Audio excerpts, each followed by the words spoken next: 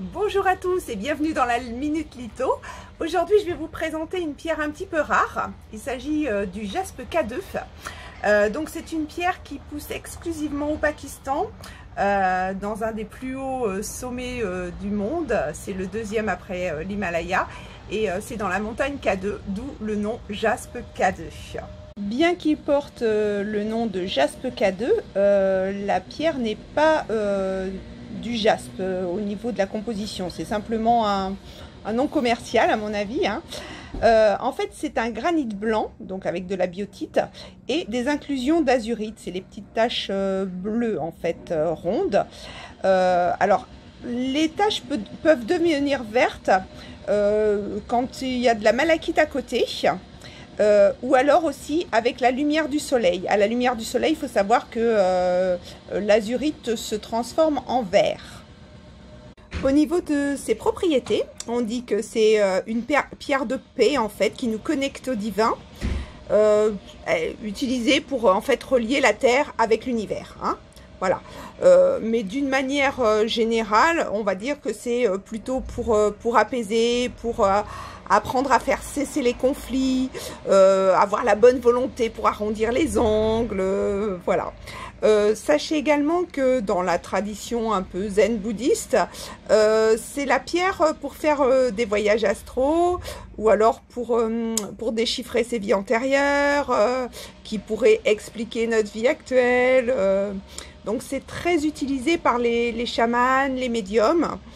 Ça nous rappelle aussi tous nos acquis, c'est-à-dire tous nos acquis d'intuition qu'on avait à la naissance et qu'on n'utilise plus parce qu'on se met des barrières éducatives, psychologiques, enfin peu importe. Et donc on oublie un petit peu son intuition, donc ça nous reconnecte à ça un petit peu. Et faut savoir aussi que le bleu, donc de l'azurite, c'est quand même une pierre de guérison qui est beaucoup utilisée par les magnétiseurs, parce que ça nettoie en fait ce qui peut vous bloquer au niveau physique. Alors je m'explique, c'est plutôt les maux qui sont engendrés, mais dus à des choses pas digérées, pas dites, des conflits qui nous font surgir des maladies malgré nous, quoi. En fait, il n'y a pas de cause physique, c'est une cause plus psychologique. Donc ça aide à débloquer tout ça.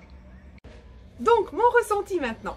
Alors effectivement, c'est une pierre qui apporte plutôt le calme au niveau des colères sous-jacentes qui peuvent y avoir au sein d'un groupe, d'une famille. Donc ça peut être très bien au niveau professionnel ou familial quand il y a des petites tensions.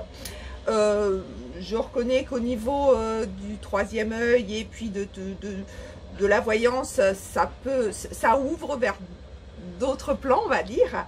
Mais moi je l'ai surtout utilisé pour tout ce qui est peur irraisonnée, les peurs genre phobiques. Vraiment ça marche très très bien si vous avez je sais pas moi une peur irrationnelle des araignées.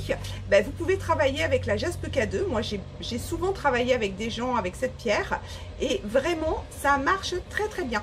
Donc il doit y avoir un truc là-dessus. Voilà, c'était la petite minute litho avec une pierre qui mérite d'être connue, la K2. Bonne journée, à bientôt.